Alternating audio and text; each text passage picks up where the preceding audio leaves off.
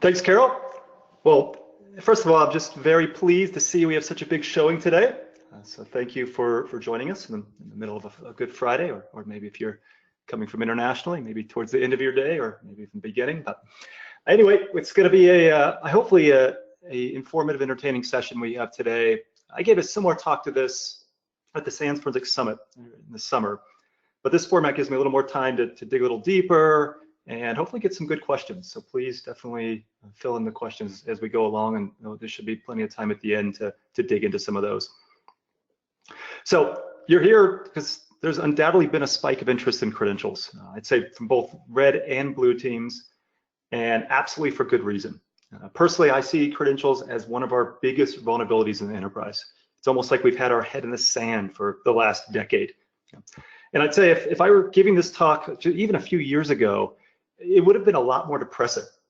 We certainly have big issues. That's where I'm going to start with. But I'm hoping to end on a positive note. There are a lot of new capabilities, and there's a hope on the horizon. And so that's really what spurred me to write this presentation, is because I think we do have a chance to really make big impacts in our enterprises. And I hope you're able to take some good things away to do that as well. All right, so let's first start kind of really talking about the attack cycle. When we think about a general attack cycle, you got to remember that attackers prioritize the collection of credentials almost immediately after post-exploitation. It's one of the first things that they're likely to go after. And that's largely because they rarely have kind of that level of access they need to freely move through the environment and accomplish their goals. You imagine the way any general attack works is they have some sort of foothold in the environment. That could be from a spearfish attack, or maybe from something kind of that we've seen a lot of this year, some sort of web application, web server, Apache Struts attack, whatever that might be. So whatever that initial attack is that's their first foothold in the environment. That system is almost never going to be the system they need to accomplish their goals. And so they're going to need to move to other systems. And almost invariably, the way that they're going to do that is through credentials. In fact, I can't even really imagine a successful attack at scale that doesn't include some sort of credential theft. And so knowing that, this becomes a really important part for our kind of defenders to focus on, right? This is what I like to call a funnel point. It is a gate that attackers have to go through in order to accomplish their goals. And as such, this is a place where we can really find even the most advanced attacks, doing things maybe we've never seen before, but they're going to have to do a predictable or take a predictable path that maybe we can catch them on, which is this idea of dumping credentials. So they're going to dump credentials, and they're going to use those credentials they find on that initial foothold system in order to, if they're lucky, move laterally to other systems. So each system they move to, unsurprisingly, they're going to continue to dump credentials. Right? This is going to be a very, very common technique very early in the attack cycle. They're going to continue to dump credentials until they get the very high value credentials they need to eventually kind of own the entire domain, right? Those domain admin, enterprise admin kind of credentials they have. So they're going to move laterally, and everywhere they go, they're going to continue to dump credentials. I've seen examples of very early in an attack cycle, an attacker scheduling a task on 100 remote systems to dump credentials and pull them all back. And they're basically going to sift through that, looking for the next level up so they can continue to move through that environment. And of course, eventually they are going to get lucky. I mean, it's inevitably in a modern enterprise today, they're going to find a system where there are domain admin credentials. They're going to capture those domain admin credentials, and at that point, it's game over. And so, of course, any time before that point, there's a lot of successes there. If we can actually identify that credential dumping early, we can stop them from getting that domain admin, well, we can save ourselves just an enormous amount of pain. Now, of course, we've proven thus far unable to do that, and as I'm going to talk about in a moment, there's new tools on the horizon that make this, so easy. It's actually child's play, but we'll also have ways that we may be able to counter some of those as well. But I think the key takeaway here is just to remember that accounts are critical to attacks. You basically, notwithstanding some sort of, kind of zero-day exploit, everything is tied to an account, and attackers have to have accounts to accomplish their goals. I'd say the other thing that hopefully you'll take away from here is we're going to see some credentials that are actually, I think, even particularly kind of scary and dangerous from standpoint of credentials that may be still useful to an attacker even after things like a system-wide password reset. Even after you've kicked them out of the environment, after you've supposedly remediated the environment, there are still credentials out there that may be able to be used when they get back in. And I'll try to highlight those as we go through. All right, so this is a fantastic tweet that I pulled out as a representative sample of some of our red teamers out there. If you're on Twitter and you follow some folks on the red team side, this is not surprising to you, right? You hear a steady stream of amazement of how easy it is to get access to environments and to fully own them. And if you think this is exaggerating, you probably haven't been looking hard enough at your own network. And I would say I'd probably even add to this tweet, this probably all happened in less than 24 hours. It is not unusual for attackers to identify domain admin in 24 to 48 hours of that initial foothold. So knowing that, basically today I'm here to convince you that we have a staggering number of credential vulnerabilities. This should be a #1 priority for security teams to limit this attack surface. Until we do, we're going to continue to see 140 character pen test reports out there in the wild.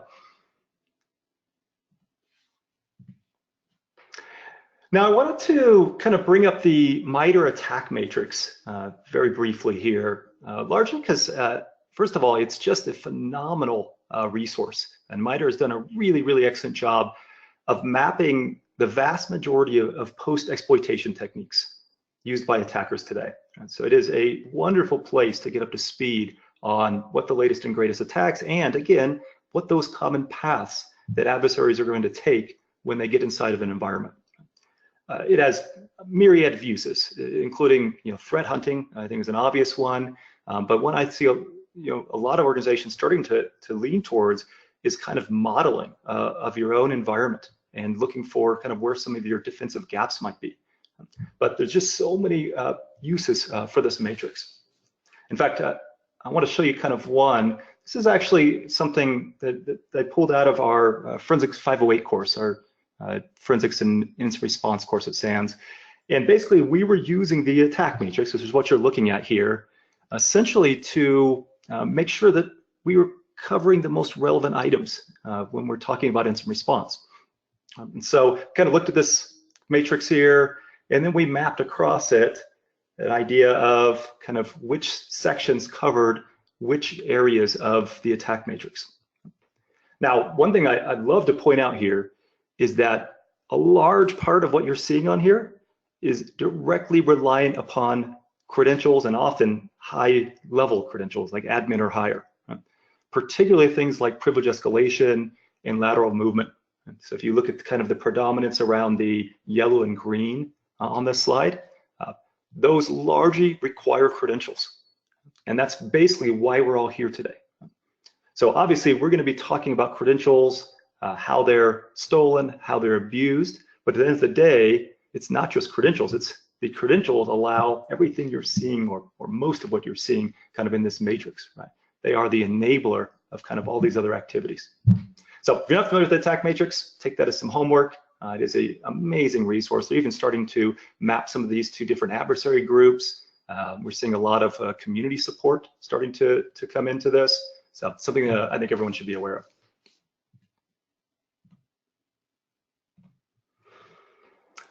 All right, well, continuing kind of our attack theme, this is an auspicious moment in credentials and attacker capabilities. Researchers recently have been just eviscerating the Windows credential model.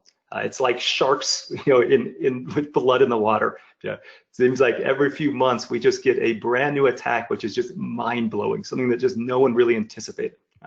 And so we've just seen a multitude of attacks, and just each one seems to get more scary and more dangerous.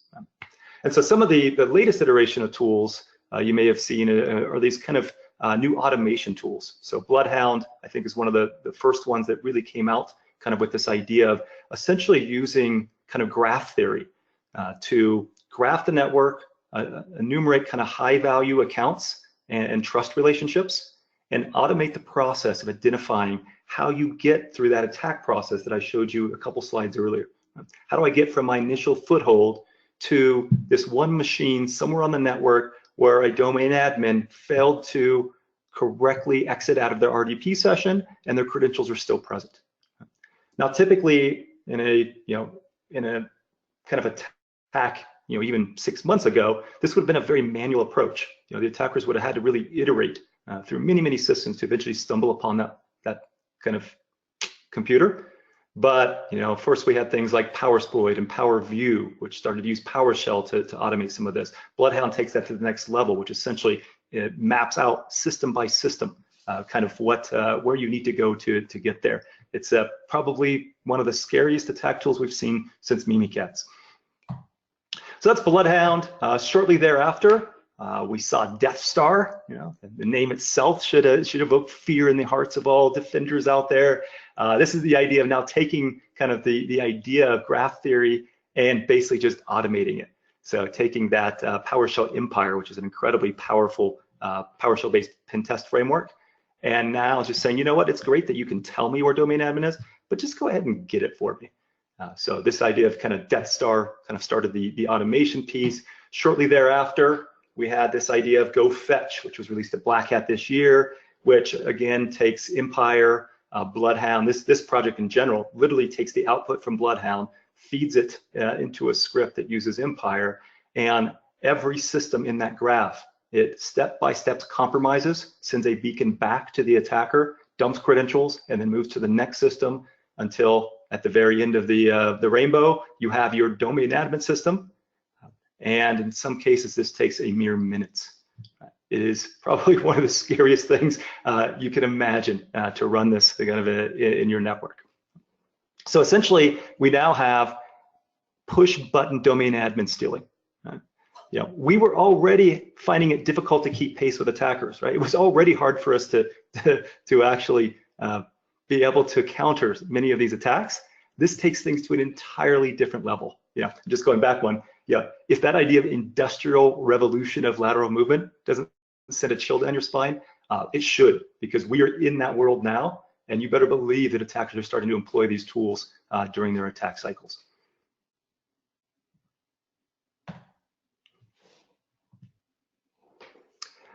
And the funny thing about those, if you look at some of those frameworks, they're still not taking advantage of every credential type they could be. There's still a lot more that they could exploit. In some cases, they're only scratching the surface. So to prime you for what's ahead, let's go through some credentials, and I want you to think about how many of these could you actually define? How many of these could you actually speak to a colleague? Just to kind of get our minds engaged here.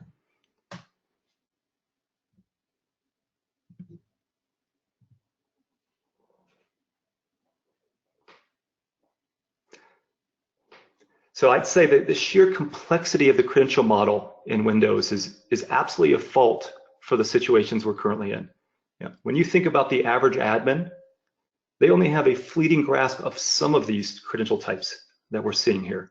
And they certainly have only a fleeting understanding of how they can be abused, let alone when you start to kind of leverage some of these with those automated attack techniques. So this is hard enough for security professionals, let alone the admins who are really our front lines in the protection of these credentials. And there's so many more. There are things on that list that I don't think we could have even guessed it would have been an issue. I mean, think back, and this is now probably 5+ years ago, but think back before we had Mimikatz. No one really imagined that you could pull clear text credentials out of RAM, right, until Mimikatz proved that you could. You see some of the new Mimikatz attacks, like the domain controller sync capabilities. We're seeing this kind of mind-blowing kind of credential attacks almost like every 3 months, something just radically new. So I don't know if we can even anticipate what's coming, to be honest. Okay, well, we certainly don't have time to talk about every credential type on that list. So what I'm going to do is really focus on some of the most commonly abused, and there's no better place to really start with than hashes, right? So when we think about kind of an average credential compromise, hashes definitely kind of bubble up to the top of the list. If you think about a hash, a NT hash is simply a password that's been hashed using the MD4 algorithm and then stored. Now, unfortunately, these hashes are relatively easy to get access to.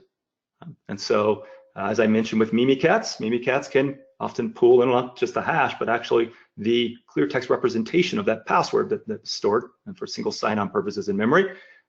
If you can't get that, that's largely been mitigated, thankfully. You can dump the actual hash itself. Now, the traditional attack against a hash was dumping the hash, taking it offline, and doing some cracking. So that was the old school way. And then the kind of new kind of use case is pass the hash. And so pass the hash has been abused for a long period of time. I'd say Windows Credential Editor, you see it on the bottom right of this slide, is one of the early proponents or one of the early kind of enablers of pass the hash. And basically the idea is you now don't even have to crack the hash. It doesn't matter if you have a 25-character, incredibly complex password. This hash can just be taken and then continue to be used to the environment. So this becomes an incredibly dangerous situation in the environment. And the funny thing is, hashes really are legacy at this point, but we just can't get rid of them. So certainly something that we're going to see abused. We're going to talk about how we can mitigate this a little bit. I want to include here some common tools, largely because I think that both red team and blue teamers should really be aware of what tools are in play out there. Right? You see like Mimikatz at the top of the list, but there are an unbelievable number of kind of credential dumping tools in the wild. Interesting enough, in my experience, attackers tend to reuse the same tools. Even advanced adversary groups, certainly with the capabilities to build their own, for whatever reason, often still use things like gsec dump, or FG dump, or Mimikatz. Mimikatz, I'd say, is by far the most common credential dumping tool kind of used in the wild. Why aren't attackers kind of building their own to kind of evade our signatures and our defenses? And the only thing I can say is we're obviously just not finding it. Okay, so certainly kind of having an idea of the tools themselves. Also, I recommend if you want to take some homework from this, go run some of these tools. There's nothing kind of more instructive than actually seeing these tools work. And so that's why I wanted to kind of include a few examples. Now, funnily enough, one of the things I noticed when I was kind of building out this deck is that some of those tools are getting pretty long in the tooth. Many of those tools have not been updated for 3, 4, 5 years in some cases. When you look at like PW dump, FG dump, and as I was testing them on different types of systems, I noticed they're starting not to be that, let's say, stable or even useful in some cases. They're starting to break.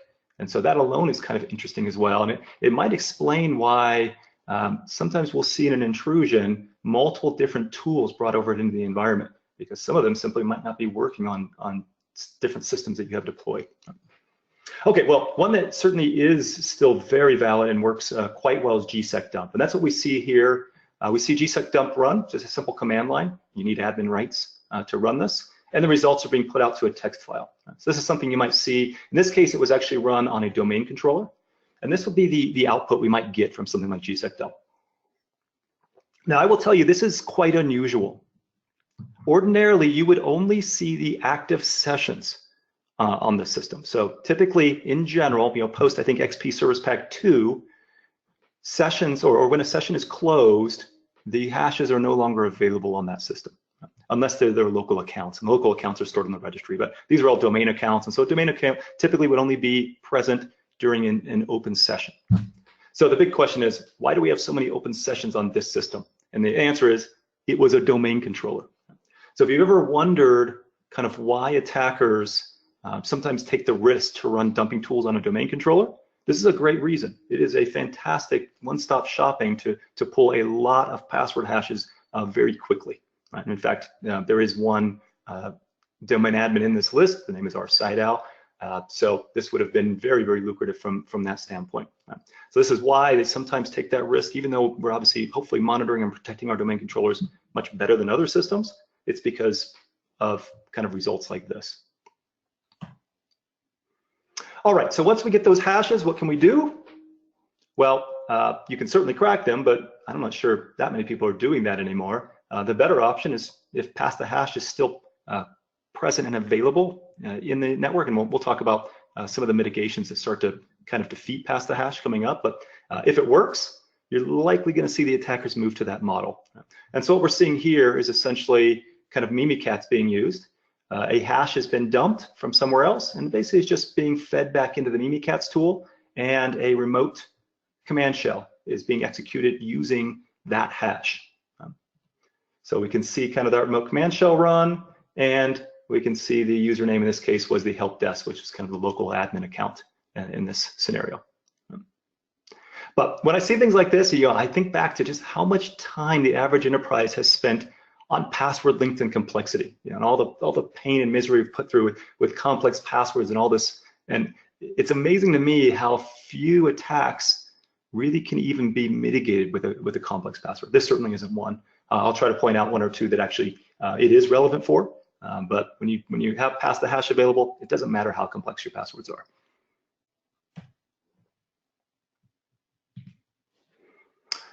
So tokens. So hash is obviously pretty straightforward. Most of you are probably familiar with those. Tokens are actually, believe it or not, why I originally finally decided to write this presentation. Incredibly useful, often abused, but what I found is few really understand them. And so if you think about a hash allows a user to authenticate to the system. A token is created after that authentication, which identifies the security context, groups, rights, and privileges that account has. So every logon session and every user process that's run under that login context maintains a copy of this token. And amazingly, in some cases, when we think about delegate tokens, they can also be used to access network resources. So the common attack is basically what we call token stealing. If you have something called the SE impersonate privilege, which admin has by default, you can steal a token for any other from any other process, and that can be for any other account. So this is a fantastic way to do things like privilege escalation. Maybe you're a local admin, but you can get to a location where there's a better admin account, maybe a server admin or even a domain admin, steal that token from an existing process, and you can immediately become that account. Now, as I mentioned, the most dangerous ones are what we call delegate tokens. So delegate token allows you to authenticate over the network. And the whole reason, think about kind of why these exist for a moment. So imagine that you have authenticated to a system, you're running an application. That application needs access to disk. You're opening some files or folders from disk. How does that application know which files and folders you're allowed to open? The answer is you started the application with your token. That token defines what your privileges are. So that's why every process needs one. Now imagine we move over the network. Let's imagine now that file or folder you're trying to access is on a file share. So you authenticate to that file share server. How does it know what you're allowed to access? Does it have some sort of local access control list? And the answer is no. The answer is, again, it's built into your token. So your delegate token is used or passed to that remote system, which then allows you to have access to those resources. It also makes that delegate token available on that remote computer. So if you start to wonder where attackers might want to hang out to steal tokens, well, a great place is something like a terminal server, a file server, a place where you have multiple kind of logins happening where they can just wait for a high value user to come on, steal the token, and now they immediately have elevated to the next level. So there are a wide variety of tools that can do this. Incognito was an early one. Mimikatz certainly can do it, as we'll see in a moment, all the way down to PowerShell has the capability now to do this with some of the PowerShell pen test frameworks. And a lot of people kind of, I think, ignore this or don't pay attention because they can't kind of wrap their head around why it's better than a hash. And so, first of all, it can do everything past the hash can. So once I have a delegate level token, I can use that just like past the hash. But I also get extra capabilities. Now I can actually, first of all, past the hash is largely kind of relegated to things like SMB, so mounting shares, WMI, things like kind of over the network authentications.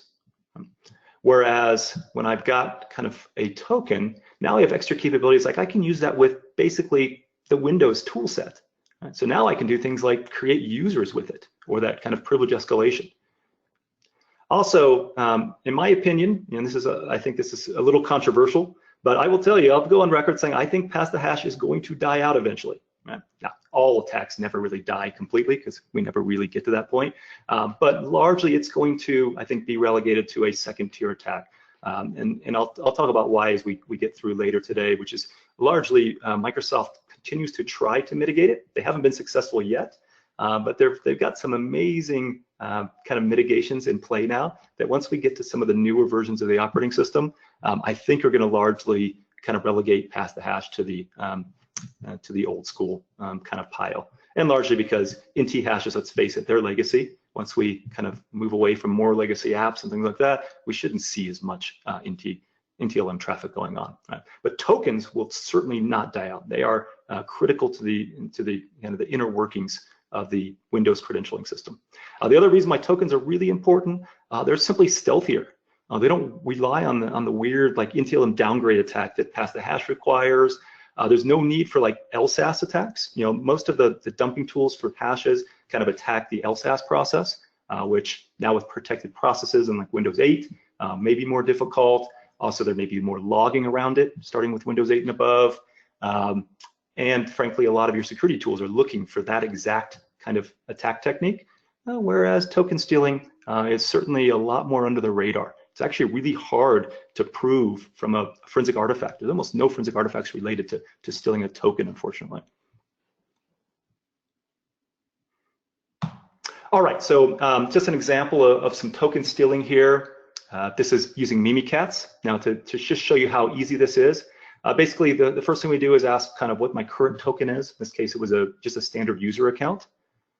Run the command called elevate/domain-admin, and what this tool does inside of the Mimikatz project is essentially go through all of the available tokens on the system, looking for any one that has the equivalent of domain admin privileges. If it exists, it nicely steals it for you, loads it up into memory, and now you are domain admin. And in this case, you notice the big arrow on the bottom, where not only are we domain admin, but we're domain admin with the delegation capability. This is kind of the nuclear option. Now I have domain admin that can pretty much be used anywhere in the environment.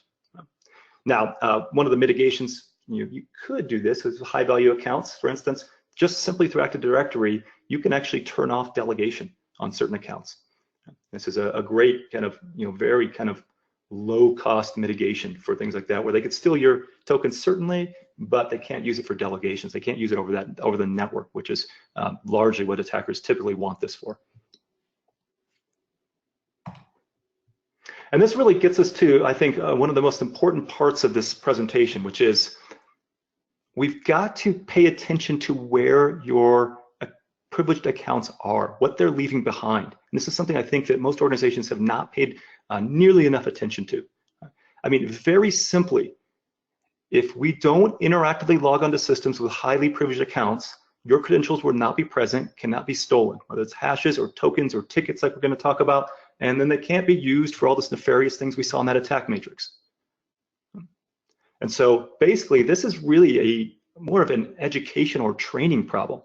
I think the security community is waking up to this, but that's not who we need to be training. We need to be training our admins. They need to understand that if they're RDPing with a domain admin account throughout the environment, they are putting those credentials in play everywhere they're going. And obviously, this is why tools like Bloodhound so easily can own an environment within minutes, because those credentials are present somewhere, and now it's trivial to go out and find where they are.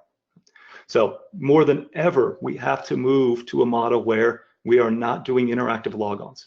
So if you're familiar with interactive versus non-interactive logons, like a type 2, type 10 logon that you see on this slide, we'd consider those interactive. Type 3 logons, not interactive. So if you have a non-interactive logon, like for instance PowerShell, even PowerShell remoting with a terminal, like inner PS session, is not an interactive logon. That means you can interact with the system, but your token, tickets, and hashes are not in play on that remote system. This is a huge upgrade, right? Instead of spraying our credentials everywhere. Yeah. If you can't get your admins to move to more PowerShell for their admin, you need to be getting the things like remote credential guard. We'll talk a little bit about that. That's a new feature starting with Windows 10, but that also will do things like allow you to now RDP, but without putting your credentials in place. So there are options to that you don't have to blow up your entire kind of admin model. But this is incredibly important. You know, even things like the way that UPS exec can actually determine whether those credentials will be available for theft or not. And it's just a matter of time. If you have an admin that's kind of not paying attention, it's a matter of time before they will leave that credential somewhere where it will be stolen. All right. So kind of moving on. I know what you're thinking. You're thinking, hashes, tokens, I've known about these forever. Why aren't we talking about Kerberos? Kerberos is the future. Right? Kerberos was going to fix everything, right? This is our most advanced credential model in Windows. But sadly, I'm here to tell you that Kerberos is by far our biggest problem, unfortunately. And maybe this is the classic example of the more complex something is, just the more vulnerabilities it kind of opens in the environment. And so I can't even fit all the attacks on a slide, right? We're going to need a bigger boat to talk about all the different attacks in Kerberos. This is squarely where a lot of the research in the pen test community has been coming out with new attacks on a regular basis. Obviously, the core component of Kerberos is this idea of tickets. And so if you want to authenticate to a computer or a service, you go out to the domain controller, you get a ticket, you authenticate, and then you get a ticket that allows you access. Now, when Kerberos was baked up in the lab at MIT, it was undoubtedly way more secure than the model that we're seeing used in Windows. So in a theoretical environment, things like these replay attacks, where we're going to see pass the ticket, really shouldn't be available. But if you remember back to like the first slide, right, I mentioned the idea that everything is tied to an account in Windows. Knowing that, the level of authentication that has to happen would easily overwhelm the domain controller if you had to go to the domain controller every time you need to authenticate. And so they took some shortcuts. For instance, a ticket, once it's generated, by default in Kerberos is valid for 10 hours. So this now opens up almost the exact same attack we had with hashes, pass the hash, but now with tickets, where you can steal a ticket and easily kind of pass that to other systems to authenticate as that user. So lots of tools kind of enable this. Mimikatz, again, is a common theme here. Windows Credential Editor was an early one. We're going to talk about Kerberoasting here in a moment. And of course, PowerShell has now been kind of used to really kind of be able to do most of the attacks that we'll talk about today. So just to give you a quick example of how easy pass the ticket is. So literally, you can go on once you have admin rights. You can use a tool called like Mimikatz to essentially just dump all the tickets off of whatever system you have access to. So this was a system where the current ticket was just for a regular user. On that system, I could take a ticket that I stole from somewhere else, use a tool like Mimikatz to essentially just load it into memory. And when I do that, I magically now become whatever that ticket was. In this case, this was a domain admin ticket. And so I can just move that ticket wherever I need it to be and authenticate now as that domain admin account. So just so trivially simple. And almost really no forensic artifacts left behind because you're authenticating normally. You're using tickets. You just happen to be kind of using tickets you've stolen now. So Kerberos attacks are legion, and we're just going to continue to see additional attacks against this. Right? This was supposed to be our grown-up model, but it really just has opened up so many vulnerabilities. And so certainly things like pass the ticket is important. Then we get into things like overpass the hash. Let's say you don't have a ticket for some reason.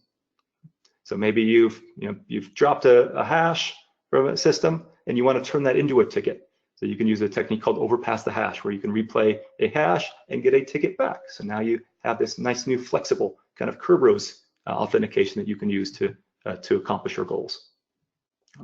Then we get into even scarier techniques like Kerberoasting. This is a relatively new technique. Tim Badeen released it, kind of a DerbyCon a year or two ago. And this one is astonishing. This is the idea that you can, as a simple user account, this is one of the few attacks we'll see in this deck where you actually don't even need admin. So you are a standard user account, and amazingly, any user account can request a ticket for any service or computer in the environment. And so you can then take that, well, first of all, you have to request the ticket in a very specific way. So you kind of request it in a way that kind of is an encryption downgrade attack. But the moral of the story is the domain controller will nicely feed you a ticket that happens to have an encrypted representation of the password for that service.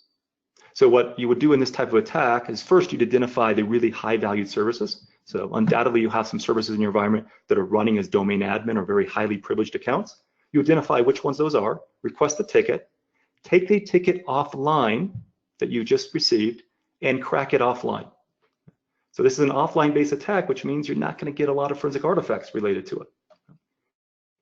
Once you successfully crack that, assuming that the password is weak enough that you have that ability, now you've got a domain admin or a high valued account. Come back in and you can immediately use that to own the rest of the network. Just amazing that this even exists. And then many of you have certainly heard of things like the golden ticket. This is this was kind of one of the big watershed events a few years ago that Mimikatz kind of made popular. Basically, once you have access to domain admin, you can go to the domain controller or extract data from the domain controller to do this, where you can create a ticket that essentially lasts forever and has unlimited rights in the environment. And if you're lucky, this is an example of one of those credentials that can actually survive a full password reset. The only way to kill a golden ticket is to essentially reset that KRBG TGT ticket or account. There is a mother of all accounts in the domain, and that account has to be reset not once, but actually twice in order to kill golden tickets. And so what we're seeing is that many organizations now are moving to a model where they're changing that account on a yearly basis, or if they're highly secure, some of them are moving even to every 3 months, changing that account, just hoping to kill any golden tickets that might be in play. These things are nearly invisible, and once they're present, imagine that someone has one and you don't make that account change. You remediate every other account in the environment. All the attacker needs is another foothold. They can immediately bring their golden ticket back and their domain admin, and the entire environment is compromised again. Now, something a lot of people have not paid as much attention to is the silver ticket, which I think is almost as damaging. This is an idea of not a golden ticket that works anywhere in the environment, but a ticket that works on a single service or system, very often a computer. And so what you might do is the attackers will compromise what we call the computer account, take that computer account and generate a silver ticket. Again, this is something that can actually persist past a remediation attempt. The idea being that very, very rarely do the computer accounts get reset, almost never during a full password reset of the environment. And so these silver tickets can persist, right? Especially because a lot of systems aren't rebuilt, right? You can only rebuild so many systems. So you don't rebuild the system, silver ticket was generated for it. For some reason, the computer account doesn't get changed. Right? It should change by default every 30 days in Windows, but actually attackers can flip a registry bit and make sure that doesn't happen. And now you've got basically a lifetime of access, full access to that box that you can then come on, dump credentials, and then continue your attack. And then finally, moving to the absurd things like the skeleton key. So once you have access to domain controller, you can actually just go to the domain controller, you can patch the LSAS process, and now you can just use an account with any password you choose. If the original password still works, the user has no idea, but now you can also use that account with your password, which is just insanity. So the key here is just, if we could keep people off the domain controller, this would solve a lot of our problems, right? Okay, so quick overview of some of the most common attacks that we're seeing attackers use. The big question is, what can we do about this? And before we get to the good news, more bad news.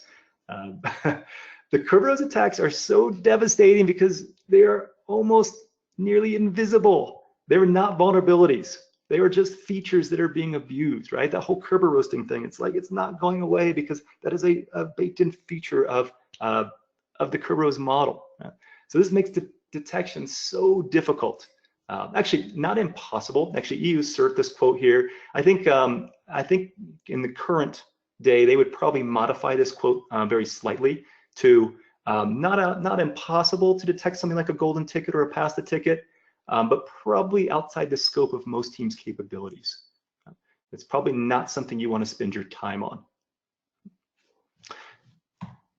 Yeah, as an example, so you could detect Kerberosing technically through an event like this. So a 4769 event, and what you're looking for here is essentially the use of a relatively unusual encryption type, the RC4 algorithm. Now, yes, you could do this, right? But first of all, almost nobody is logging 4769 events because they are incredibly noisy. They are the definition of noisy. Almost every user and computer generates tens, if not hundreds of these a day.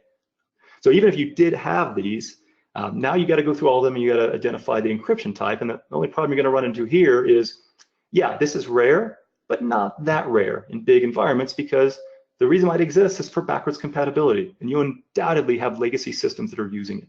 So you dig deep into this and you're pretty much just going to realize that the false positives will just overwhelm you. So probably not the best option for us to use. So if you're not familiar with Sean Metcalf, he has a great site, adsecurity.org. He's been really at the avant-garde of documenting kind of credentials, the attacks, mitigations for those attacks. This is an example of a quote from that site, basically 4 techniques for detecting golden tickets. And again, technically you could use this, right? But now you've got to have some means to, somehow sort through all your logs and look for the account domain field being blank when it should be domain, or it's a fully qualified domain name when it should be just a domain. You can imagine that that gets messy very fast. I mean, you absolutely could detect things this way, but I've yet to see a team that's reliably doing that. To be honest, this really might be a case where machine learning can help in the near term. There are some interesting vendor solutions trying to do that. This is a place where you just have giant amounts of data, and you need to find those kind of unusual patterns. And the good news is that apparently the Terminators still have blinky lights, as we see on the slide. So you should be able to get budget to buy some Terminators when they come on market. All right, so we're not going to wait for machine learning to solve this for us. I'm hoping that you're not going to go forward and immediately try to detect golden tickets, because my advice typically is before you go blow up your SIM looking for the tiniest needle in your haystack, you better make sure that you're doing the easy stuff first. And so remember, everything's tied to an account, right? We don't have to detect a golden ticket. We don't have to detect token stealing. In fact, you're unlikely to do that, right? Unless you've got a really good endpoint tool or something and you get lucky, right? But what we can detect very easily is how those accounts are being used. Basically that attack matrix, right? What are they using the accounts to do? And so this becomes another funnel point, right? Things like the simple stuff, like mapping admin shares to move around the environment. This is a common technique for pass the hash. So while pass the hash might be difficult to find in your environment, mapping the admin shares can lead you to that very easily. Same with PSExec, another pass the hash classic. Scheduled tasks being abused to go out and run code, but running it using things like tickets are commonly used with the pass the ticket attack to schedule tasks on remote systems. VSS admin. If you see VSS admin being run on your domain controller, this is the most classic attack to steal your ntds.dit file, which is your entire Active Directory and every hash in your environment.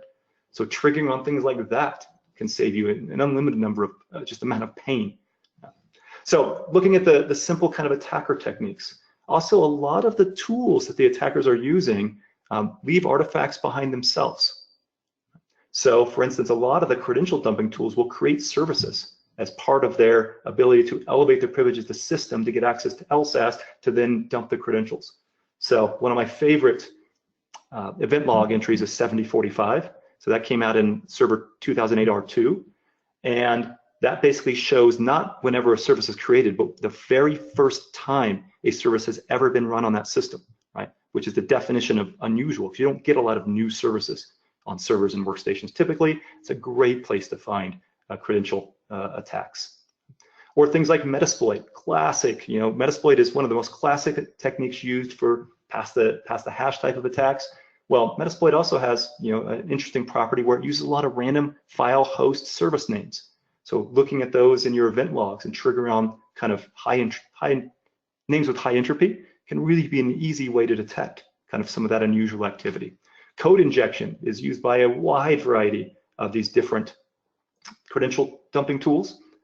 If you have an endpoint tool in particular that can detect things like code injection, well, you're far ahead of the game. Right? Code injection is relatively easy to detect and very, very commonly abused by a wide variety of malware. So that's an easy kind of win for us. Or a lot of these tools, provide crashes and security alerts. These are relatively unstable. They can cause a system to be unstable. And by looking at those crashes or paying attention, you can identify kind of credential abuse.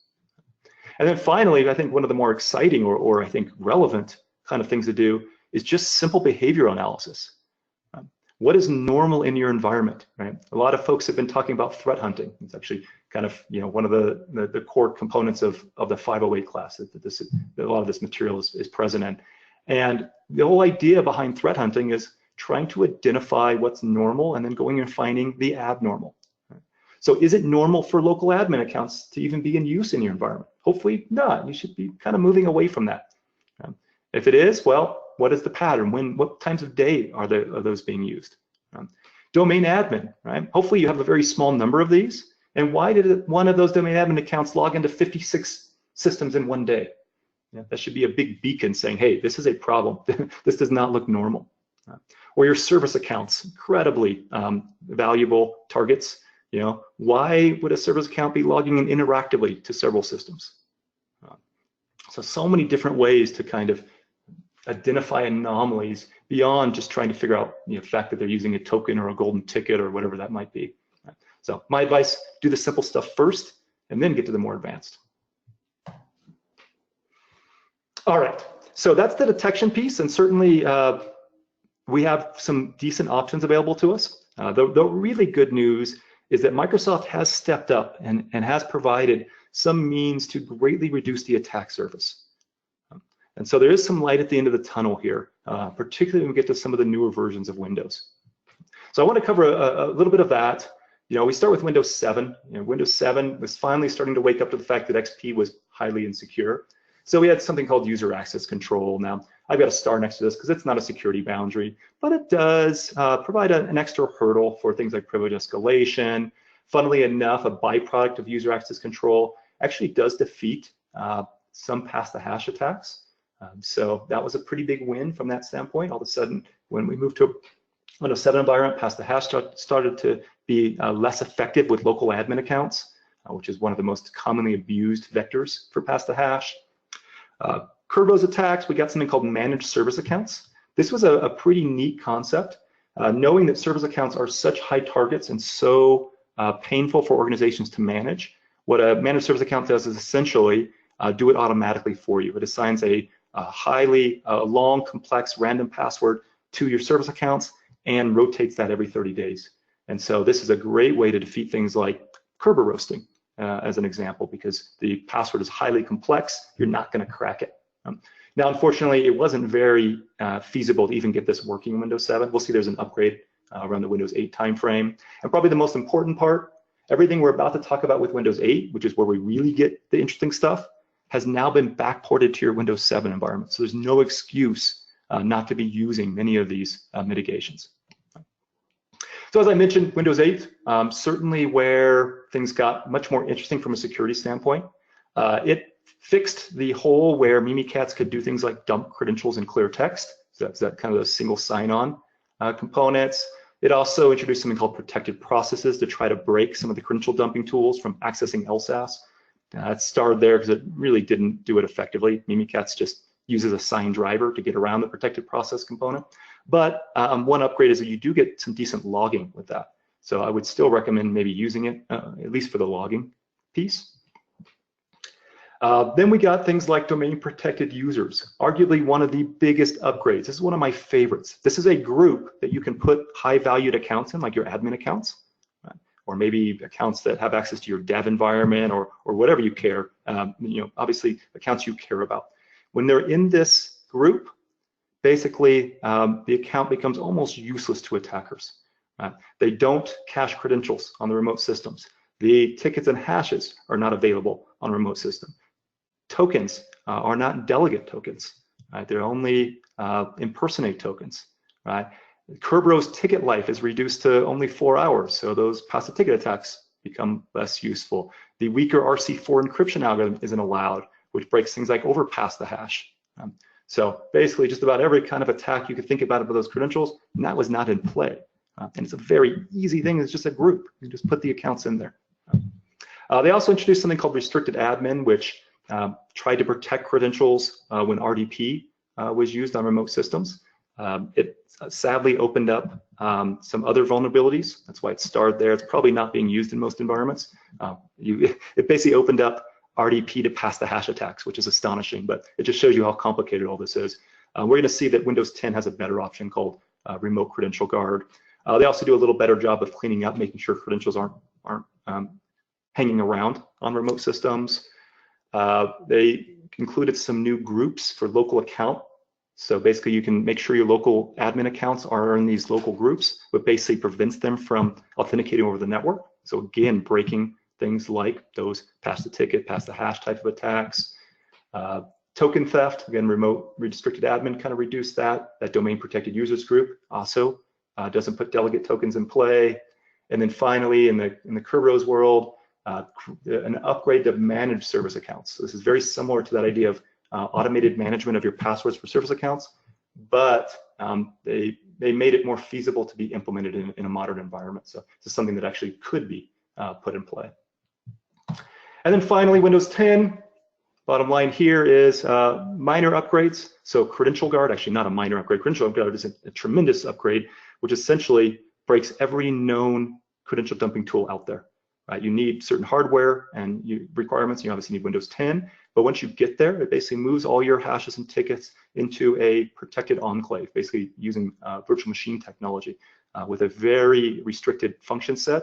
And basically, it's one of our best options for really making sure that credentials can't be dumped. But it's going to be a while till organizations get there. Device Guard is application whitelisting. It could prevent a lot of these tools from running. I'm not very bullish on a lot of organizations managing to get that working at scale.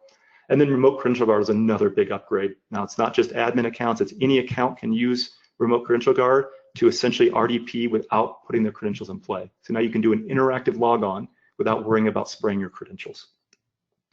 So really, really big upgrades as we start to march towards this inevitable Windows 10 world we're going to be living in.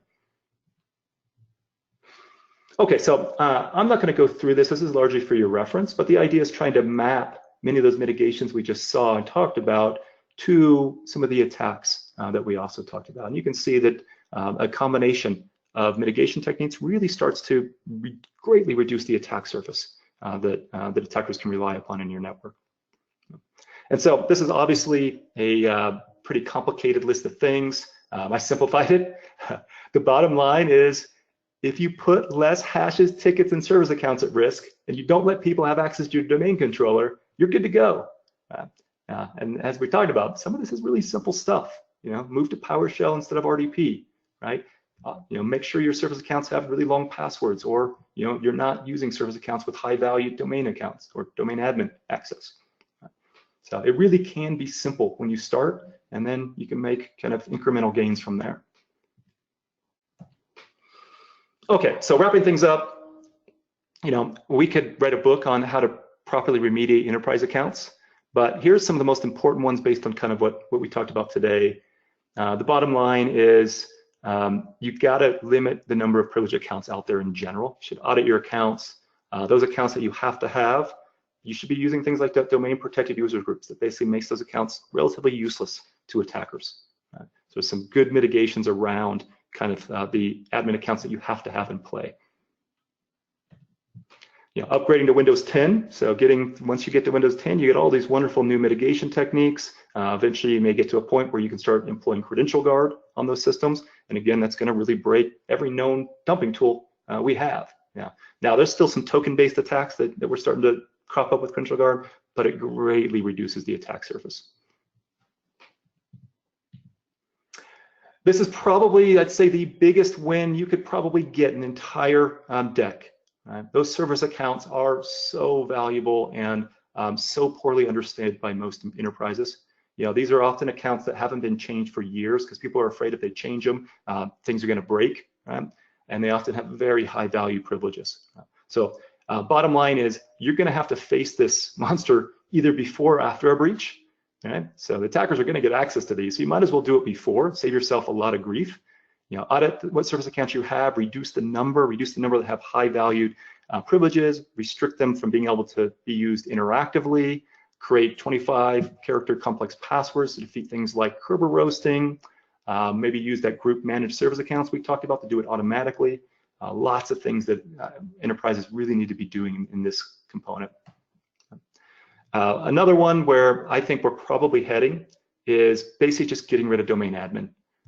To be honest, we don't have a choice anymore. We're still adminning environments like it's the 90s. And so my prediction is pretty much all environments are going to go to like this kind of tiered model, which is domain admins only log into domain controllers.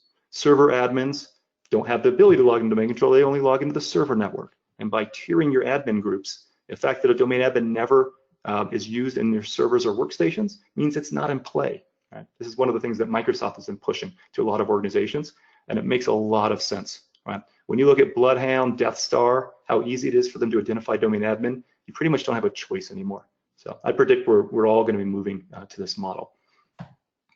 And then finally, speaking of Bloodhound and the gang, you should be using those tools to audit your own environment. Bottom line is they exist there as attack tools, but also as defense tools. If you're not running them and seeing if they are able to find domain admin in your environment, you are missing the boat. You should be working with a red team to do this and to give you a good idea of what your credential kind of attack surface is. Bottom line is the old adage, you're going to get a penetration test whether you want one or not. At least the ones you plan for, you get some actionable recommendations around. So you need to do this. All right. Lots of other credentials in play, so much more than we can talk about here, but hopefully this gives you a little bit of a starting point to work on, and certainly I think some of the most important things to work on. Now it's up to you, right? So I think there's a lot we can all do to make the attacker's life a lot more difficult.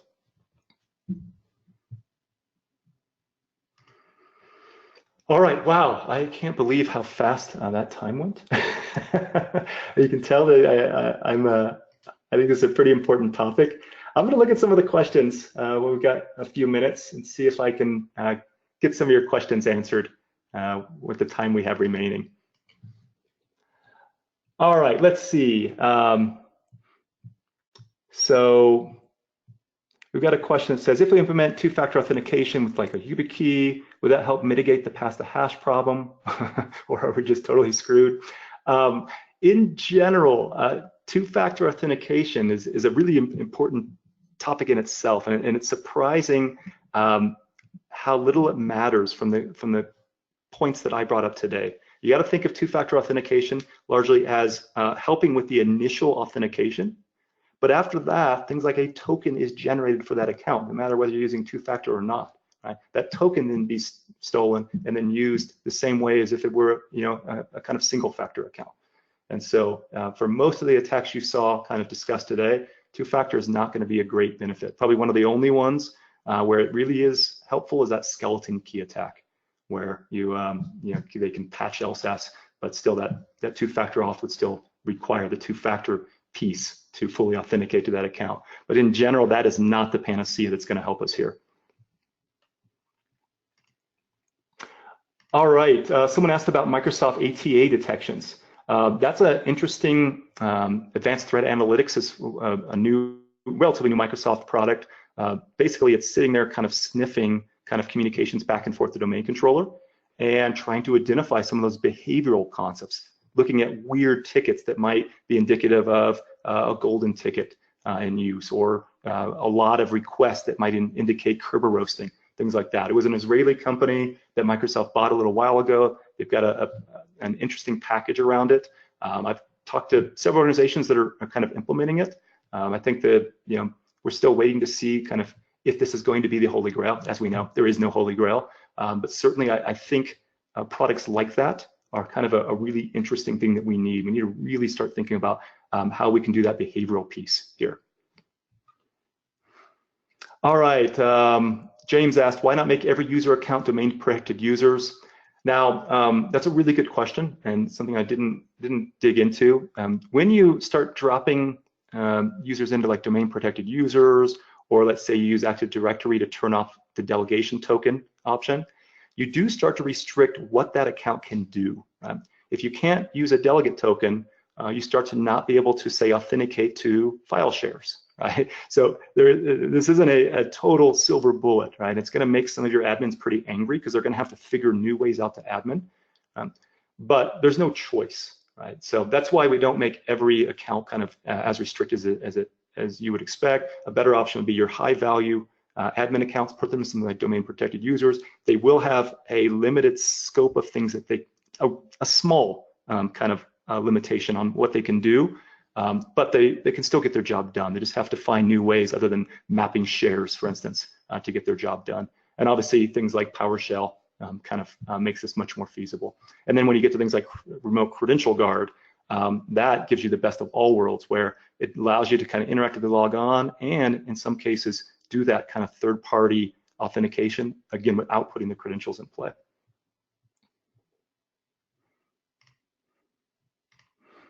All right.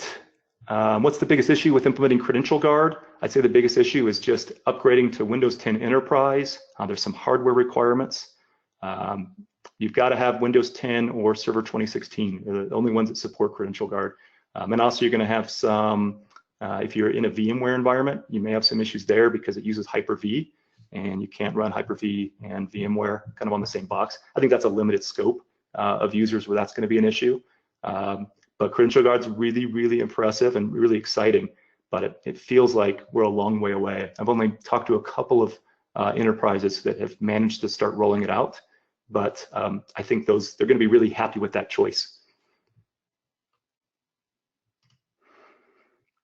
How long does it take a sysadmin to fully mitigate all these attacks? I mean, it doesn't look easy. No, it's not easy, but it's also not easy to mitigate kind of or remediate after an intrusion, and that's nearly inevitable in most environments. So yeah, fully mitigating, probably never. We're always going to have new attacks coming, but the idea is to make your environment as hostile as possible, right? Slow down the attackers. Don't make it easy for them like it is now. You start moving to those tiered environments where domain admin is almost invisible or can't be found.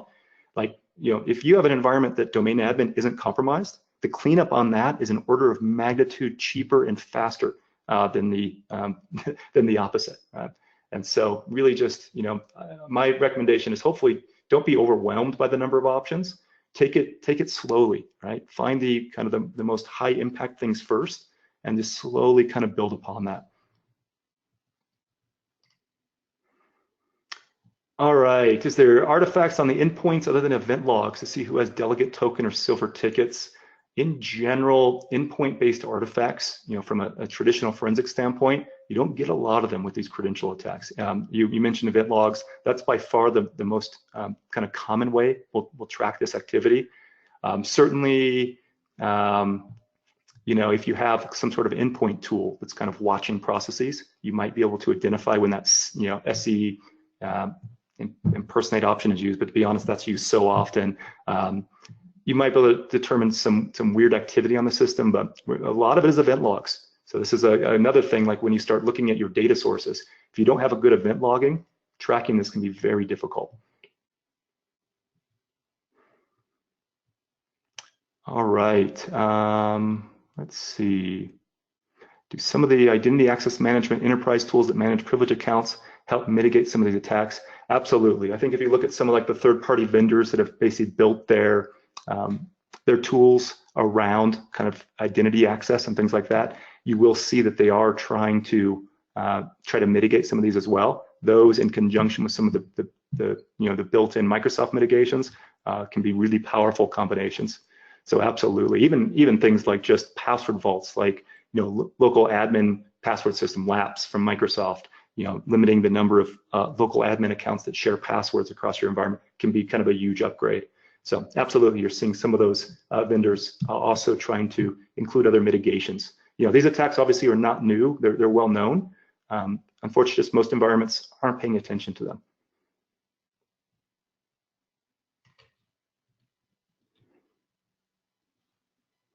Let's see. Just going back through the questions to see if I kind of missed any.